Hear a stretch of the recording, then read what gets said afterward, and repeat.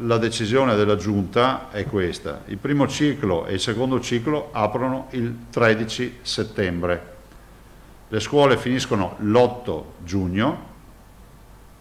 Noi abbiamo tentato di lavorare per il 20, ma oggettivamente non puoi mettere in difficoltà le famiglie. Inizio delle scuole posticipato dietro front della Regione, che dopo aver ascoltato tutte le parti in causa ha stabilito che il primo giorno di scuola del prossimo anno scolastico sarà per tutti gli studenti il 13 settembre.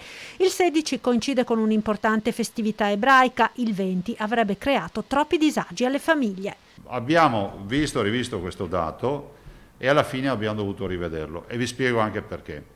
Perché la rassicurazione di avere le scuole comunque aperte, come vi ho annunciato ieri, anche a scuole chiuse, sembra quasi un controsenso, cioè la possibilità che i bambini, i ragazzi possano comunque andare a scuola a fare quei dopo scuola, quei corsi integrativi, insomma, non c'è stata data, nel senso che c'è un'indicazione ministeriale, ma non tutti saranno aperti, quindi avremmo creato disagio alle famiglie. Tutto era partito dall'appello del settore turistico balneare veneto con le imprese che speravano di poter allungare la stagione delle vacanze, ma alla fine si è verificato che l'ipotesi di posticipare l'avvio delle lezioni avrebbe messo in difficoltà i genitori, di qui dunque la scelta del nuovo calendario per il 2021-22, tutti a scuola il 13 settembre, fine delle lezioni l'8 giugno, il 30 per le scuole dell'infanzia e poi una pausa natalizia più lunga del solito. Vacanze natalizie.